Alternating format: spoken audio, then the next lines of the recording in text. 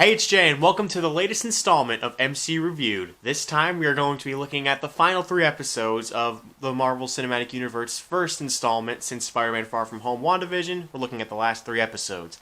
Just before I start, I want to let you guys know that there will be heavy spoilers in this video, so if you haven't seen any of these episodes, 7, 8, or 9, I highly recommend you click off now, watch it, and then come back to see my thoughts. Just like the last 2 episodes, I'm going to be giving brief plot synopsis about these episodes, and then really just delve into my theories about how I think these are going to impact the future of the Marvel Cinematic Universe from the events of these 3 episodes, and just my overall thoughts on the show as a whole, seeing as it is now wrapped up. And also my excitement for future shows. So without further ado, you've been warned about spoilers, and let's get started. So episode 7 is going to focus around Wanda after, the Halloween Spooktacular, and after she had just, increased the perimeter of Westview, it seems as though Wanda's losing all control on her reality. She seems to slowly be going into this inner conflict with herself about, is she doing the right thing? Is she doing the wrong thing? And, her relationship with Vision is very rocky because, Vision's been on her trail about what she's been doing to these citizens this entire time. All the while, our outside trio of Darcy, Monica, and Jimmy are still trying to figure out ways to get into the Hex. But remember, Darcy's already in the Hex, and she's turned into like this circus escape artist, and that's how Vision's able to find her, seeing as they made eye contact when he was trying to escape the Hex the last time. Wanda and Jimmy do find a way to get in, and even though Darcy warned her, like, you can't be doing this, it's altering you, she does anyway because she just needs to get through to Wanda before anything, bad can happen to her from the outside. And she gets through, and we see finally that Monica is starting to gain superpowers. She's probably turning into Photon, that could be my guess, because Monica Rambeau has taken on so many monikers in the comics, but a lot of people are thinking it's going to be Photon, where she sees everything, and she sees like the energy in everything around her and can use that energy as attacks. So it looks like Monica's finally entered the superhero list that we've grown over the years. On top of all of this, it just like I said, she's grappling with herself, Wanda. It seems as though everything's changing. So everything in her main living area where she's watching TV will change back to a 50s television or back to the 60s wallpaper, or something keeps changing, and Wanda's trying to change it all back to the current 2000s that they're in this era of the sitcom, and it just keeps altering and messing up. So we're trying to figure out who is behind all of this. There's a really great scene where Wanda and Monica, confront each other again, ever since she was thrown out of the Hex as Geraldine, and it's shown that, Monica has superpowers now, and there's a very big reveal at the end of the episode after this altercation, in which Agnes, the nosy neighbor, is revealed to be the one who's been pulling all the strings the whole time. So while Wanda is creating this reality, Agnes has been the one who's been changing everything and just throwing wrenches into everything. She's the one who created Pietro to kind of see if Wanda will open herself up. But we'll find out why she wants all this in the next episode. So the next episode's going to open up in the Salem witch trials to try to kind of give us a little bit of a backstory on who Agnes, aka Agatha Harkness, is. And she was a witch in a coven, and you think that she's getting, burnt at the stake because it's the Salem witch trials, and that's just what happened if you were accused of being a witch. But no, she's actually being turned on by her own coven for using dark magic, which is kind of like illegal in said coven. But she's able to absorb that power and kind of drain the rest of her coven's power, including her own mom's, and just turn them into like corpses, pretty much, like decrepit corpses. It's pretty disturbing. And so that's a little backstory on who Agatha Harkness is, and her whole goal is to see how Wanda did all of this. And by the way she does that is she kind of goes on a trip down memory lane, though not very good memories, and just to see where Wanda absorbed this power. She goes back to Wanda and Pietro's parents being killed, which was referenced all the way back in Age of Ultron, and see revealed that Wanda actually had these powers all along. It just wasn't unlocked until she touched the Infinity Stone, which is the next scene when she volunteered herself to Hydra to be experimented on to try and take out the Avengers and to fight back on, just superheroes in general. And then we also get the aftermath of the Battle of Sokovia when she had just lost Pietro to really see the connection between her and Vision. And then, just like I predicted, we finally get a deeper look as to what happened when she got Vision's body. And, of course, that little fuckhead Hayward has been lying about everything. Wanda didn't steal Vision's body. She just came to see him, to maybe try to recover him, to just give him a proper burial, because she thinks that obviously Vision deserves a proper burial, which is 100% true. But Hayward's like... And, look, as much as I hate Hayward as a person, I don't necessarily blame him for his stance on that, because, we all know how valuable vibranium is ever since Age of Ultron, with how much it cost, Claw to get, and how much Ultron had to wire into just to get it. It's a very valuable material, and obviously we saw the damage it can do in Black Panther, so I don't necessarily disagree with Hayward's decision to keep Vision because of how much vibranium it is. He just didn't have to be such a dick about it and be like, Vision's not yours, so, just say goodbye, move on. He's not yours. He's, the government's property. So he didn't have to be such an asshole about it, but it's obviously clear that he spun it so it looked like Wanda went crazy and stole Vision's body and then created this new town of Westview, or new and improved town of Westview, I should say, because the final part of that memory is her driving to Westview, which looks like a really run down, just financially shit town. Everyone looks so miserable there, and Vision had bought a plot of land for them, and in a scene that makes me cry, just says a note that says to grow old in, and this just overcomes Wanda, and that's when this burst just comes out of her, creating a synthetic Vision and creating this whole hex, this town of Westview, bringing us into the 50s, leading right into episode 1 of WandaVision. And it's a really great character study, but I'll touch up on why this episode is probably the best overall episode of all of WandaVision, even topping the finale. I'll get into that in a bit. But first, of course, we have to talk about the finale. And remember, if you haven't seen it, please click away, because I'm not holding back. I'm talking about everything that's happening in this episode. So basically, when the episode ends, when episode 8 ends, Agnes has Billy and Tommy on, these leashes holding them back.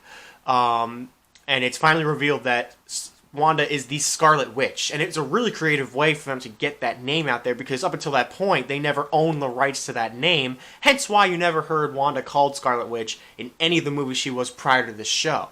So the reason why she's called that is because she's doing chaos magic, that's what Agatha says. So we pick up right where we left off, and Wanda's trying to use her magic against Agnes, but obviously she's just absorbing it, because that's what she did back in the Coven. And it's just some battles ensue, and what I forgot to mention was the end credit scene of episode 8 was Vision's alter ego, I guess you could say. Not alter ego, but the real Vision has been recreated as White Vision by Hayward and Sword, using the drone that Wanda threw out in that one episode when Hayward tried to blow her to hell. They used her energy from that to create White Vision, and he's in there too, for two main purposes: to destroy the synthetic Vision and to also destroy Wanda. And that's the whole goal of White Vision. So now there's a Vision versus Vision, Witch versus Witch, and they tell the kids to go run inside, but they do actually play a big hand later on. Of course, Monica is still in the hex as well. They capture Jimmy as well. Sword captures Jimmy, and they're like, how am I going to lose this scenario? I'm destroying Wanda Maximoff. I'll be lauded a hero, because now I'm also bringing back $3 billion worth of vibranium, the first synthezoid weapon. It's this first sentient weapon, I should say, and I'll be lauded as a hero, and there's no way I can lose this. And finally, Agatha, this entire time, has been pushing Wanda to open up Westview, do the right thing.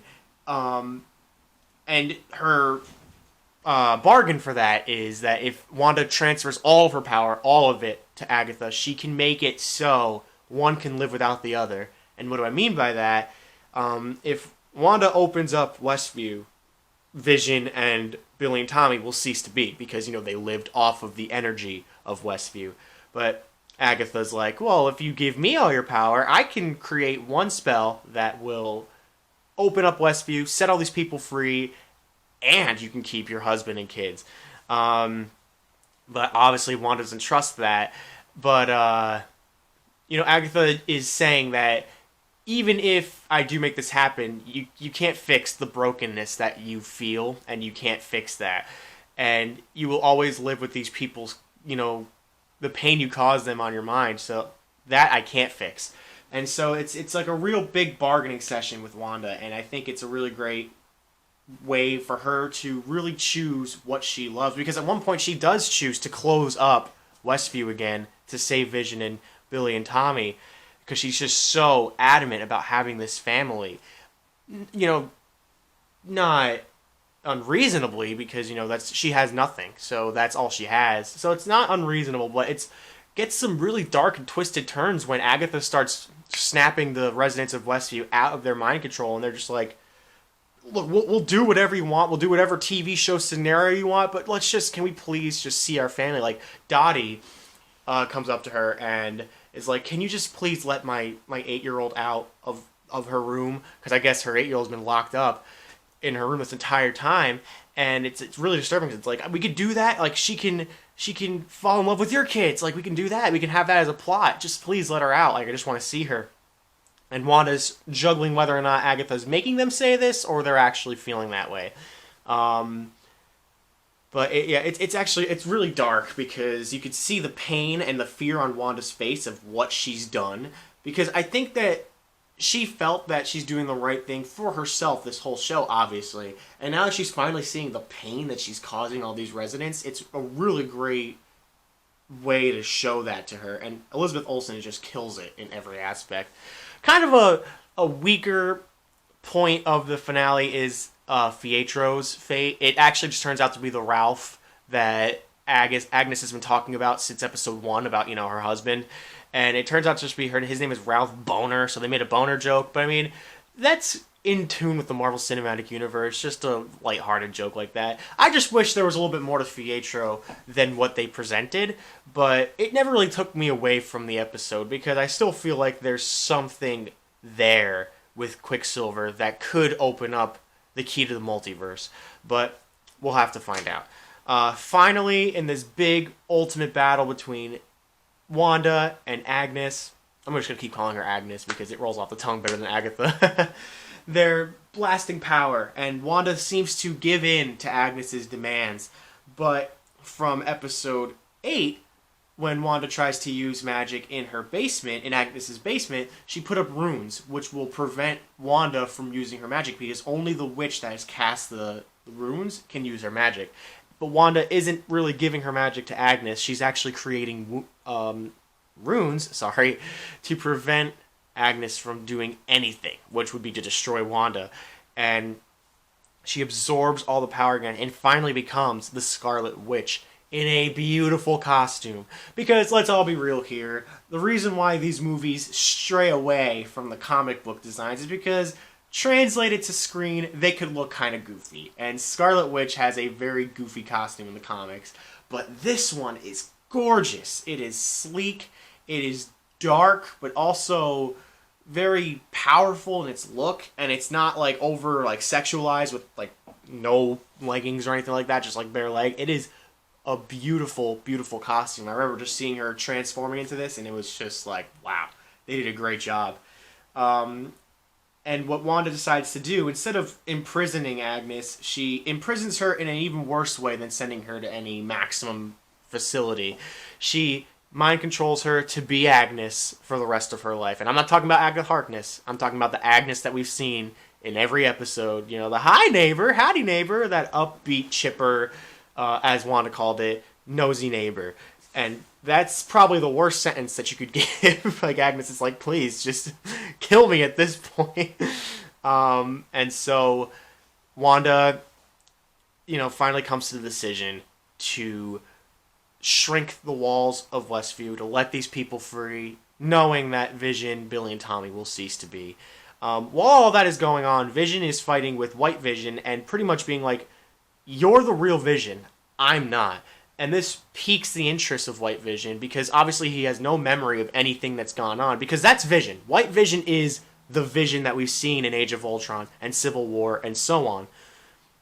The Vision we've seen throughout WandaVision is, not real. It's just Wanda's creation. So Vision's trying to get through this and touches the faux Mind Stone on White Vision to unlock all the memories of the past Vision. And we don't really see what happens to White Vision. I hope that's explored more in maybe a season 2, maybe in Doctor Strange 2, who knows. But I hope we get some sort of, finale to the White Vision, who is the real Vision, I should say.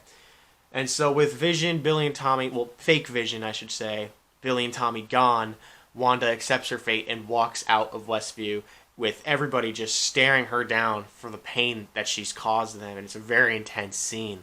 She reconnects with Monica and appreciates all the help that she did and apologizes for the pain she's caused for not believing her about anything. And it's a really touching end. And we have 2 end credit scenes. One is Monica gets collected by an agent and brought into a movie theater who is revealed to be a Skrull and is pretty much saying, yeah, Nick Fury wants to see you because, Nick Fury knows Monica all the way back from Captain Marvel.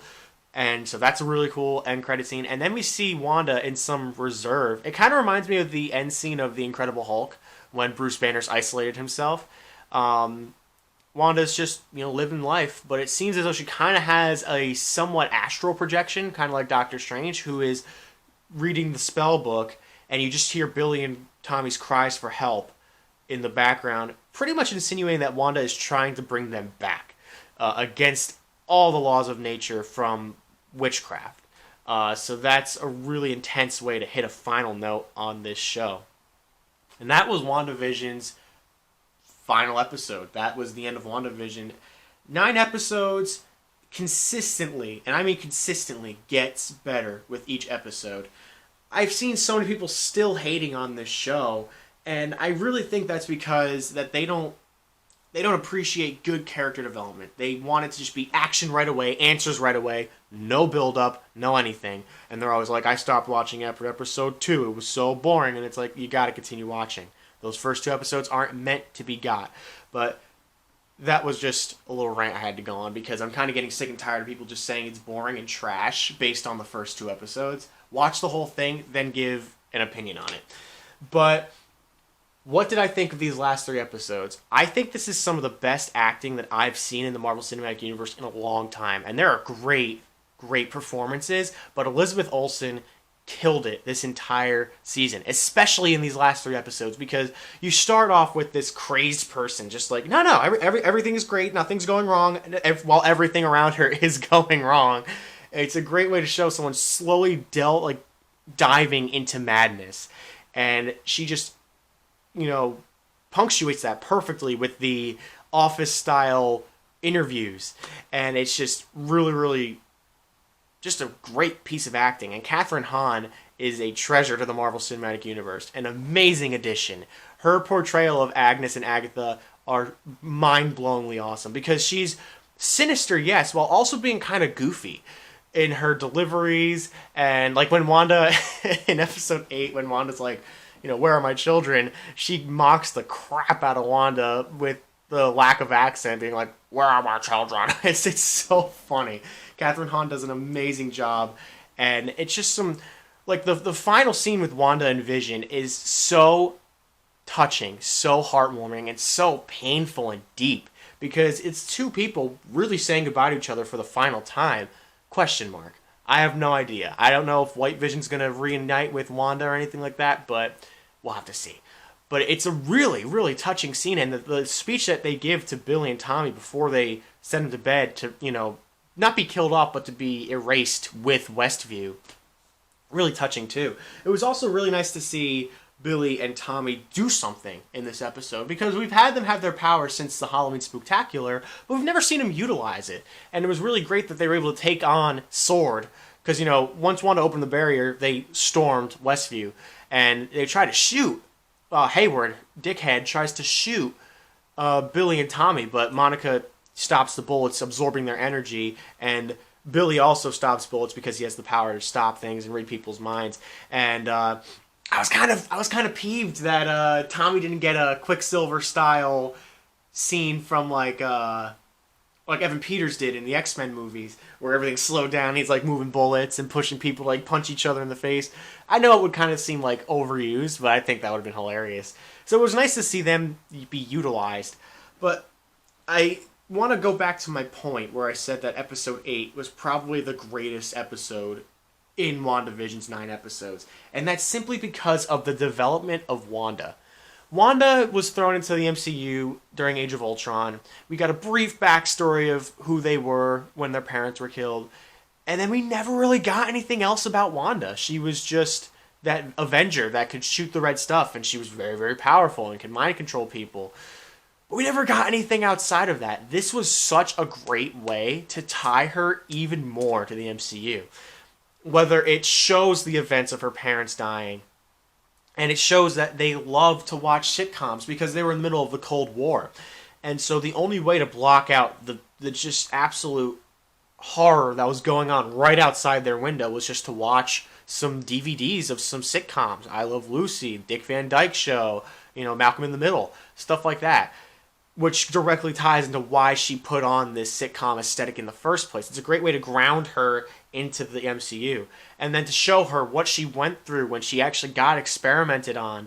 And the first interaction with Vision after Age of Ultron was just so heartfelt, because Wanda didn't want to talk to anybody about the pain she was feeling after Pietro's death.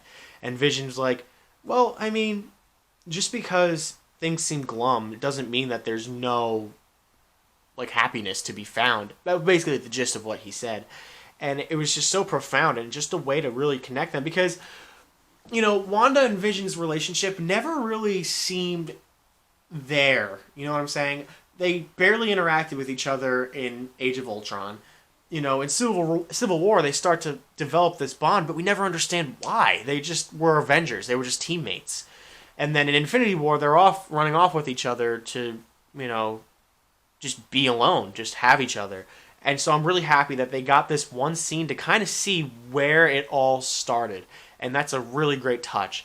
And finally, just seeing Wanda's pain in going to the sword facility, seeing them dismantling Vision like he was just some weapon. There was nothing more to him.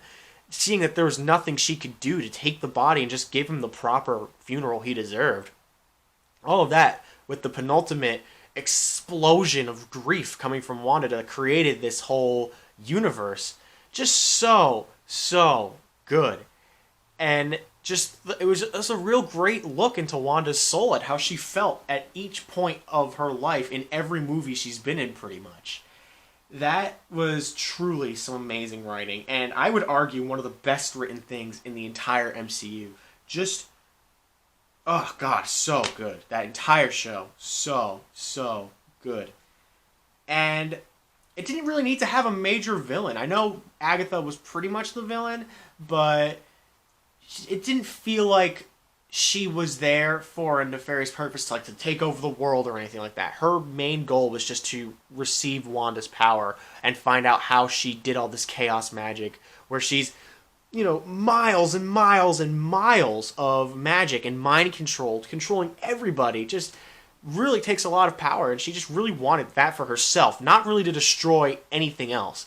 And you could argue Hayward's a villain, but he was just an asshole. And he did get arrested. I was kind of hoping that something worse would happen to him, because he was just such a slime ball of a character. But I'm super excited to see where this leads. And for everybody saying that this finale was lame or weak because there's no answers, did you not hear the 500 times it's been said, this ties directly into Doctor Strange 2. So while I'm not sure of the possibility of a WandaVision Season 2, Doctor Strange Multiverse of Madness is going to pick up right where we left off. So I know we have to wait till next year to find out what happens in WandaVision, or what happens after WandaVision, but for everyone saying that this left it with, there's so many questions, and it just left us with that, you're going to find out more stuff in Doctor Strange too. So just be patient. But yeah, this show was so good, and I love the whole aspect of the shows that are coming out, where they're taking B-list characters in the Marvel Cinematic Universe, like Wanda, like Vision, like Bucky, like Sam, and they're giving them their own time to shine, because I don't think they would get their own movie, so this is a great way to really give them the spotlight that they need. And it also gives them a spotlight with the Marvel Legends series that focuses on these characters to give us a little bit of a recap of who these characters are and where we left them off before we start watching. And that's a great way to highlight these characters. And, I know Loki's not really a B-list, seeing how prominent he's been, but that's going to be great. Hawkeye, I'm super excited for Hawkeye. Just good future. Looks like a good future for the Marvel Cinematic Universe. But back to WandaVision.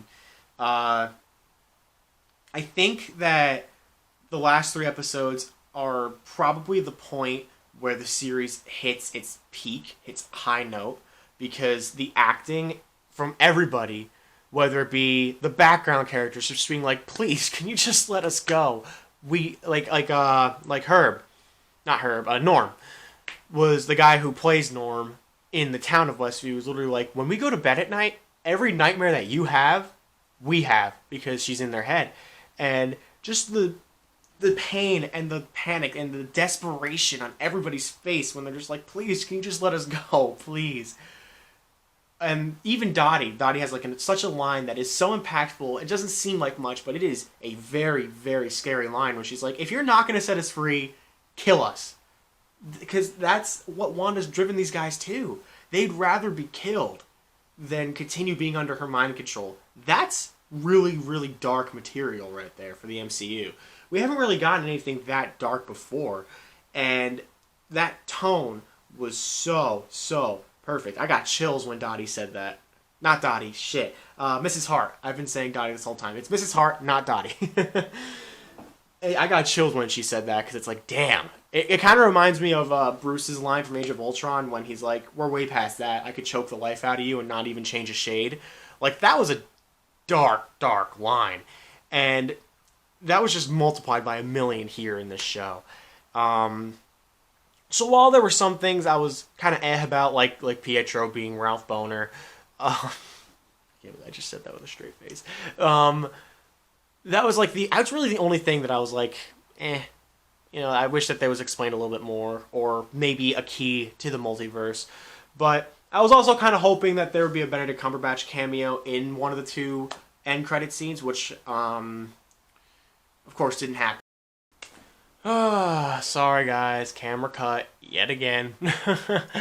I just get into it, I don't pay attention, so that's my own fault. I apologize. But I know this episode's getting kind of long, so real quick I'm just going to give some quick theories of how I think this is going to tie into future installments, and my theories on where these characters might go in future movies. So obviously this ties into Doctor Strange 2, I'm not going to talk about that, because I've hammered that nail to death. Monica. Monica is recruited by the Skrulls to go visit Nick Fury. Obviously Nick Fury's probably been watching over everything, seeing as we saw him in Far From Home, observing everything from the new home of the Skrulls. So he probably saw that Monica is starting to get powers, and he's probably going to maybe reunite him with Carol and Captain Marvel 2. I also think that Captain Marvel 2 might be the stepping stones for Secret Invasion, which was confirmed to be a new show with Nick Fury and Talos. So maybe that'll tie into it. Maybe there'll be some Skrull revolt from the misunderstanding of the Kree have driven the Skrulls to be like, well, why are we taking this lightly? We've been outcasted for no reason. And maybe that's what led up into the revolt. So that'd be really interesting. And I firmly think that that's going to lead into Secret Invasion. Falcon and Winter Soldier, I'm super hyped about. I wonder if they're going to mention what's happened in Westview. Unless this takes place concurrently, then maybe they'll have their hands tied. But I wonder, because these shows are probably going to tie into each other way more than the Netflix heroes did But yeah, I have no idea. I'm super excited to see what the future holds for the Marvel Cinematic Universe. Expect Falcon and Winter Soldier. I think I'm gonna go from 3 episodes of MCU Reviewed to an episode every review, because I didn't really like cramming in 3 episodes. I just thought of this series at the last second, and it kind of caught me off guard, so I thought that would be the best way. But I see now that it kind of limits me, because then I can't talk in full detail about the episodes that I want, because then it gets super long and it kind of gets drawn out. So I'm going to be doing an episode of every episode of Falcon and Winter Soldier. It's only 6 episodes, so it shouldn't be too much. But yeah, so that's what I'm going to start doing with MC Reviewed from now on. But my final rating for WandaVision, can't forget about that. It's going to be an enthusiastic 4.5 stars out of 5. No doubt deserves that. Because when a show can top itself every episode, even episodes you didn't think could be topped, they managed to find a way. And episode 8 and 9 were 2 amazingly put together episodes.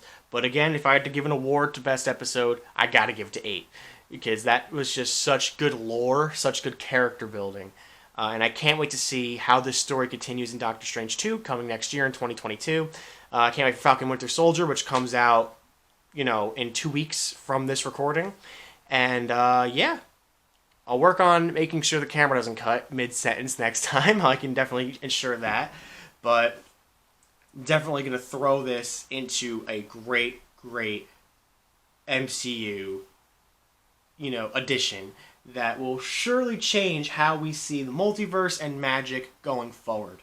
But yeah, make sure you guys stay tuned for more MCU Reviewed. Remember, no video next week because I'm going to be doing some production stuff. But I will be back the week after with more Star Wars Chronicle and the first episode of MCU Reviewed with Falcon and Winter Soldier Episode 1.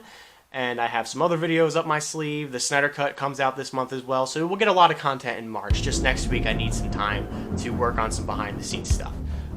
Yeah. So I hope you guys all enjoyed. Make sure you like, comment, share, subscribe. All that stuff really helps me out. And until next time, guys, that's a wrap.